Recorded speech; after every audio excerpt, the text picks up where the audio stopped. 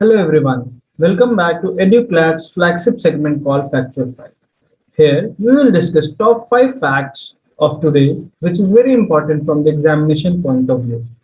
So let's begin and discuss the top 5 facts. The first fact in our bucket list is Farm Laws Repeal Bill 2021. So the very this repeal bill of 2021 related to farm laws is very important from the examination point of view. But before discussing this repeal bill, let's discuss the brief background of this bill. सो इस repeal bill का जो reason है कि ये repeal bill 2021 आया क्यों, ये discuss करने के पहले जो सबसे इम्पोर्टेंट बात ये है कि जिस चीज के लिए आया है, जिसको रिपील करने के लिए बिल आया है, जिसको रिपील करने के लिए ये बिल इंट्रोड्यूस किया गया है पार्लियामेंट्री सेशन में, वो लॉज हैं क्या। अगर मैं उसके ब्रीफ बैकग्राउंड को डिस्कस करूं तो सबसे पहले मैं ये बताना चाहता हूं कि 5 जून 2020 को government of India promulgated the ordinance, 3 ordinance related to agriculture. After that, on 14th of September 2020, ordinances were brought to Parliament as legislative bill. 14 सितंबर 2020 को जो ऑर्डिनेंस पास किया गया था 5 जून 2020 को, उसको एक लेजिस्लेटिव बिल का रूप देकर पार्लियामेंट में प्रेजेंट किया गया. एंड ऑन 27 सितंबर 2020 the bill received parliamentary assent and were notified in the official gazette. जब पार्लियामेंट से पास हो गया, उसके बाद प्रेसिडेंशियल असेंट मिल गया उस बिल को, तो फिर वो ऑफिशियल गजेट में पब्लिश हुआ. Then after the bill was called as farm laws, जिसके अगेंस्ट इंडिया में ऑलमोस्ट सारे स्टेट्स के फार्मर्स ने बहुत ज्यादा प्रोटेस्ट किया. दिल्ली में कई जगह हमने बहुत ज्यादा एजिटेशन भी देखे. ये जो पूरा बैकग्राउंड था इस रिपील बिल का, तो किस तरीके से ये फार्म लॉज आए और किस तरीके से उस फार्म लॉज के अगेंस्ट प्रोटेस्ट हुआ दिल्ली में, यूपी में, हरियाणा में एंड ऑल दोज स्टेट जहां पे फार्मर्स बहुत ज्यादा फार्मर्स हैं इन सारे स्टेट्स में.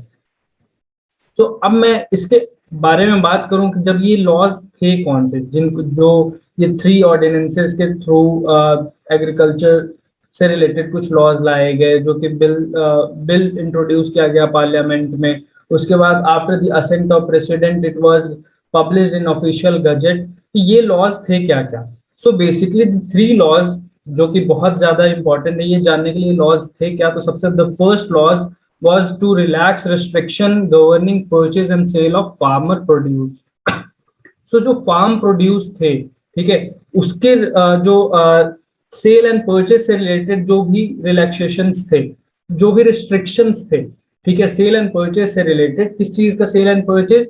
The restrictions governing purchase and sale of farm produce, ठीक है, इसको रिलैक्स कर दिया गया था. The first law, the farm laws is जो फर्स्ट फार्म लॉज का काम था वो क्या था, जिसके लिए वो फार्म लॉ लाया गया था. The first farm law was to relax restrictions governing purchase and sale of farm produce. The second law relaxes the restriction on stocking under Essential Commodities Act. And the third and the last law was introduced as a legislation for contract farming based on written agreement. अगर मैं बात करूं इन तीनों laws की, तो जो first law था उसका जो ऑब्जेक्टिव था वो जो रिस्ट्रिक्शंस थे purchase and sale of farm produce, उसको रिलैक्स करना था. रिस्ट्रिक्शन को डाइल्यूट कर दिया गया इस लॉ के थ्रू, ठीक है. परचेज और सेल के जो रिस्ट्रिक्शंस थे जिसके थ्रू फार्मर्स को एक श्योरिटी दिया गया था कि परचेज और सेल में फार्मर्स के बेनिफिट के लिए जो भी कुछ चीजें थी उसको रिलैक्स कर दिया गया. बट गवर्नमेंट का ऐसा कुछ इंटेंशन नहीं होगा, मोस्ट प्रोबेबली ऐसा इंटेंशन नहीं होगा कि हमें फार्मर्स के अगेंस्ट कुछ लाना है. नहीं, it was in good faith कि जब परचेज और सेल के नॉर्म्स रिलैक्स हो जाएंगे तो it is very easy to do the sale and purchase thing. Now the second law was to relax restriction on stocking under Essential Commodities Act. ठीक है. And the last law was to introduce the legislation for contract farming. तो contract farming को introduce किया गया एक legislation के through, और वो written agreement के थ्रू वो contract farming होता. बट इन सारे लॉज के कारण इंडिया में जो पीस था वो डिस्टर्ब हो गया. फार्मर्स ने बहुत ज्यादा प्रोटेस्ट किया, गवर्नमेंट ने समझाने की कोशिश की फार्मर्स को, बट फाइनली ये जो फार्म लॉ रिपील बिल 2021 आया after the announcement to repeal the farm laws, the disputed farm laws, the impugned farm laws by our Prime Minister Modi. The Farm Laws Repeal Bill 2021 को introduce किया गया parliamentary session में. सो the bill was passed without any discussion, और आज ये bill pass हो गया parliament session में, जो फार्म लॉज रिपील बिल है. क्योंकि इसको रिपील बिल करने के लिए मोदी जी ने अभी कुछ दिन पहले ही उन्होंने अनाउंसमेंट किया कि हम जो भी हमारे 3 फार्म लॉज है जिसके अगेंस्ट फार्मर्स बहुत ज्यादा प्रोटेस्ट कर रहे हैं, उसके अगेंस्ट उसको रिपील करने के लिए पार्लियामेंट में बिल लाया जाएगा, जिसके थ्रू ये सारे फार्म लॉज को खत्म कर दिया जाएगा. So the bill was passed without any discussion in the house, and it was introduced by union minister of agriculture and farmers welfare mister Narendra Singh Tomar. So सबसे इम्पोर्टेंट जो फार्म लॉज रिपील बिल, जो repeal bill है, उसको introduce किया है नरेंद्र सिंह तोमर ने, जो कि हमारे यूनियन मिनिस्टर हैं किस चीज के, एग्रीकल्चर एंड फार्मर्स वेलफेयर के. ठीक है. अब ये फार्मर्स लॉ रिपील बिल था क्या? सो ये जो रिपील बिल है इसका एम क्या था? तो to repeal the 3 farm laws and amending the essential commodities act. So the objective of the farm laws repeal bill was to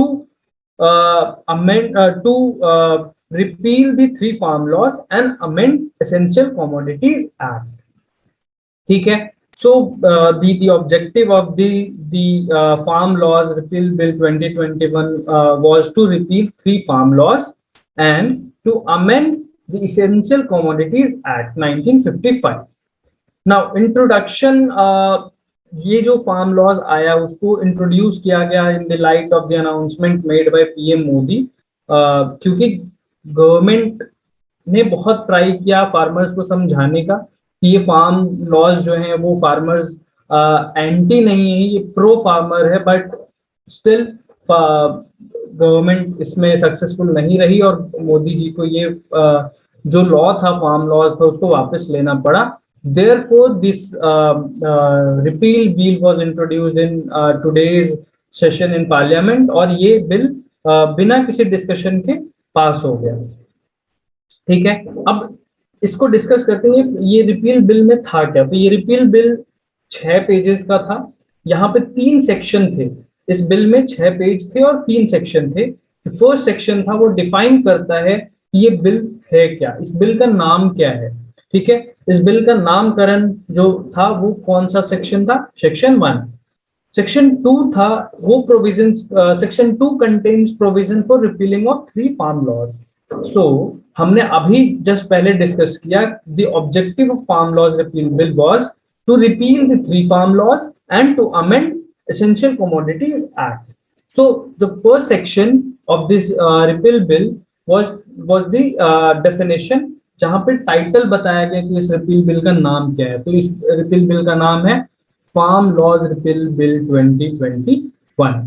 section 2 contains provision for repealing the 3 laws, and the section 3 omits subsection 1A from the Essential Commodities Act 1955. ठीक है.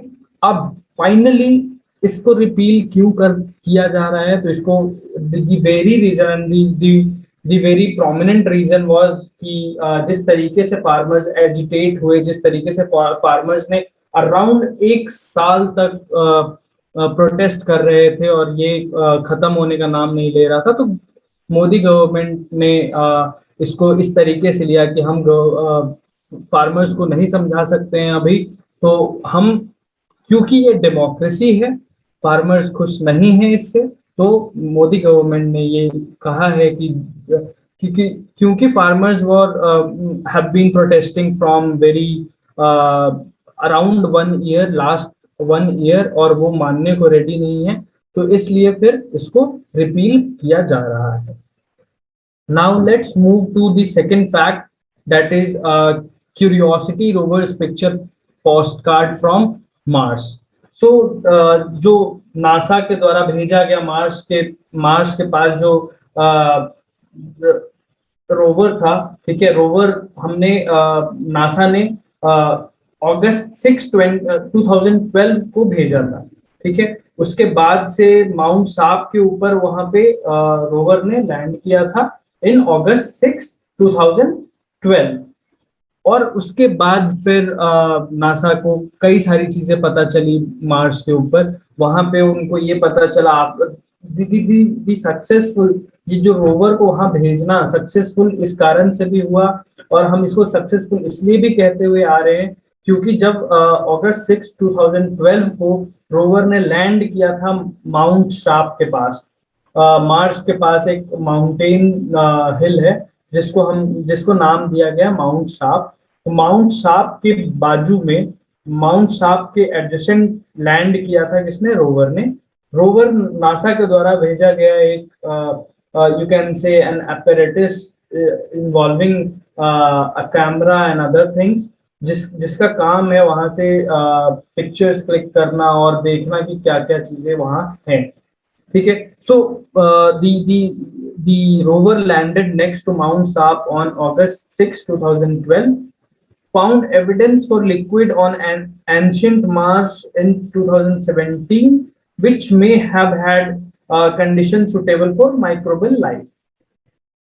So after landing 2017 में Mars के on the surface of Mars rover को क्या मिला, liquid मिला, जो कि माइक्रोबल लाइफ की पॉसिबिलिटी के बारे में बता रहा था कि वहां पे माइक्रोबल लाइफ पॉसिबल है, ठीक है। उसके बाद फिर 2019 में कुछ एविडेंसेस गैदर किया गया था। गेल crater may have hosted a lake and stream system in the past, ठीक है। तो वहां पे एविडेंस कुछ गैदर किया गया इन 2019 रिलेटेड टू माइक्रोबल लाइफ, और उसके बाद फिर अभी कैमरा जो 16 नवंबर 2021 को 2 फोटोग्राफ्स क्लिक किए गए रोवर्स के थ्रू, ठीक है।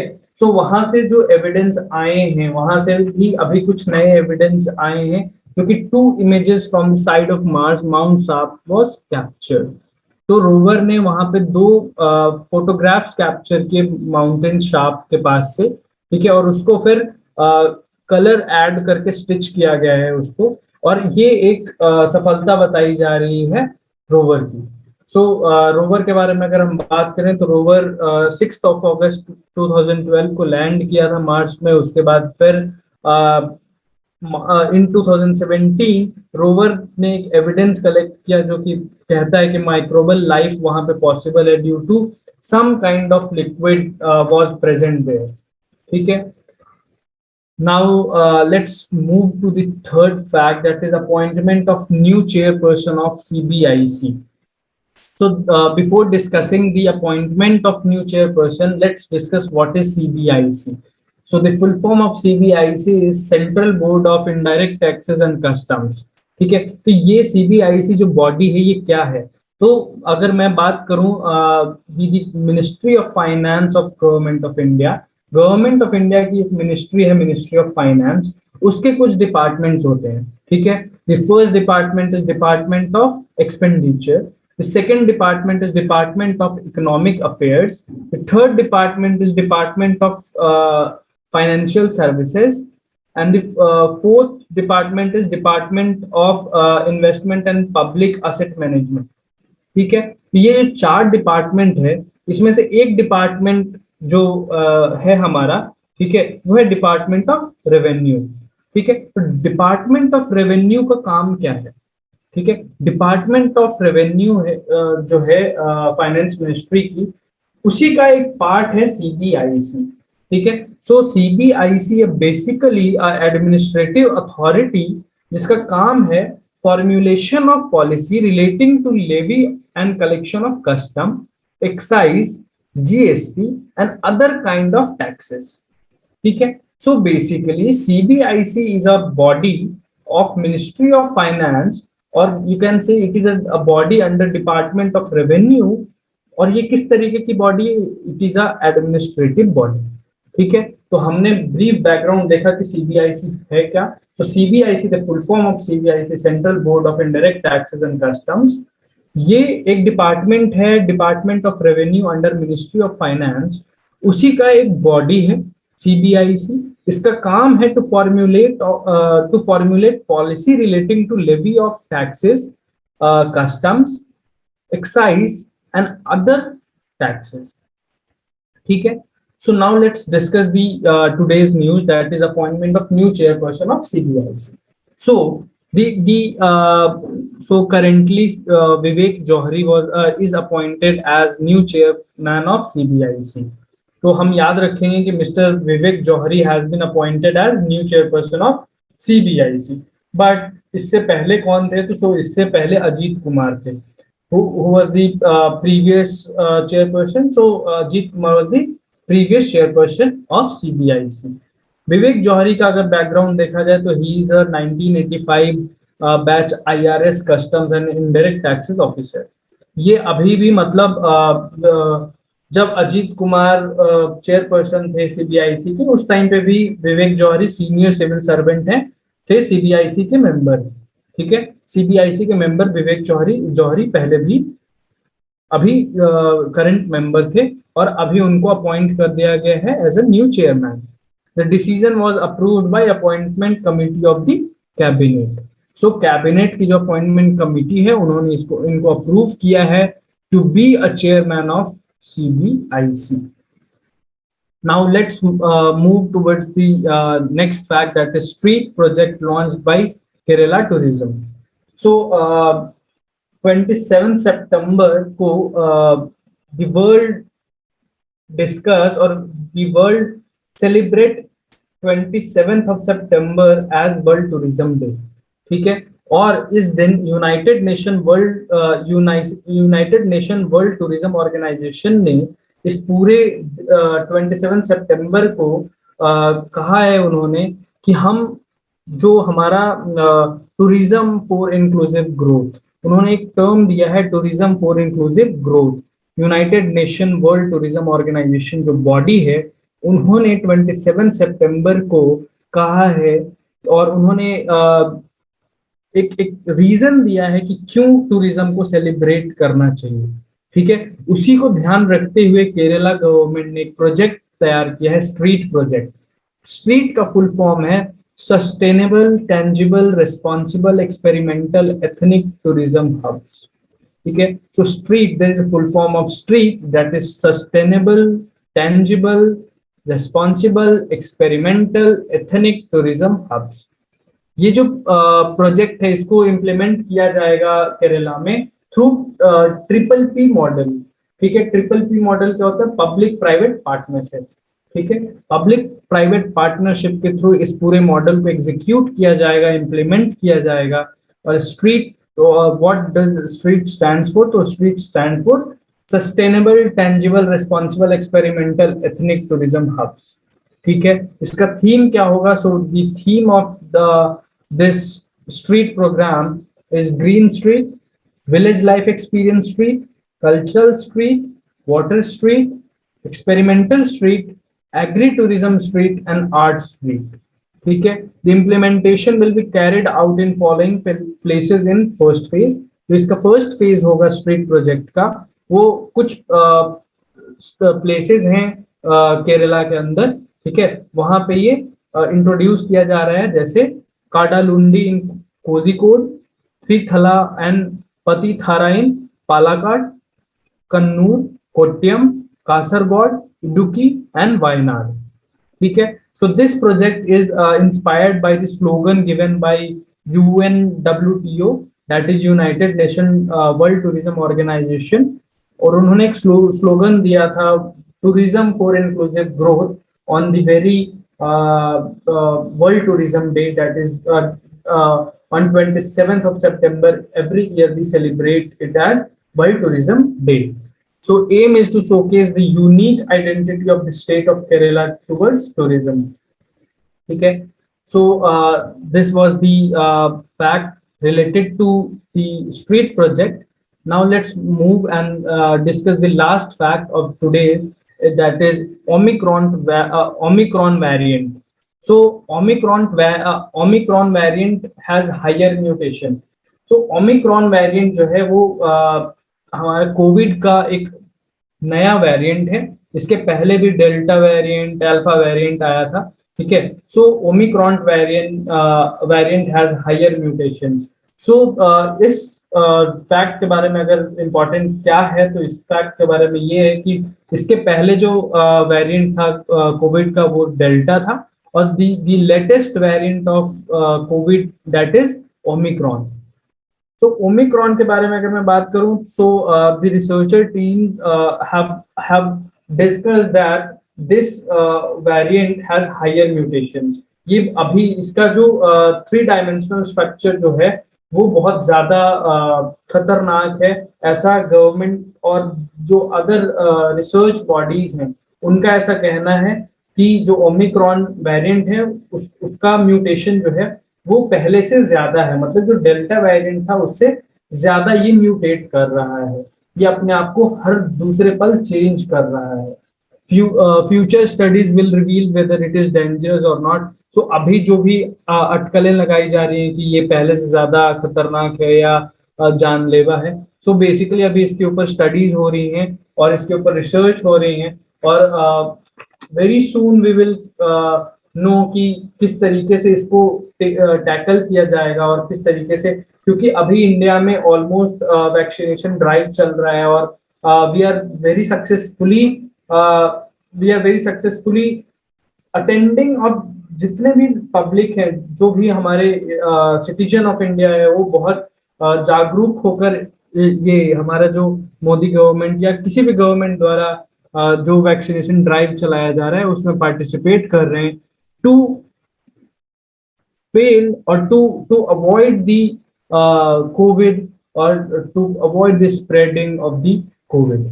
So let's end this session here only. So today we have discussed 5 facts, that is Farm Laws Repeal Bill 2021, NASA rover, appointment of new chairperson of CBIC, 4th one is street project, and last one is the Omicron variant of COVID. So that's the end of today's session, and let's hope कि आप सबको ये session अच्छा लगा हो. अगर अच्छा लगा हो तो please subscribe the EduClad channel, and let's meet tomorrow.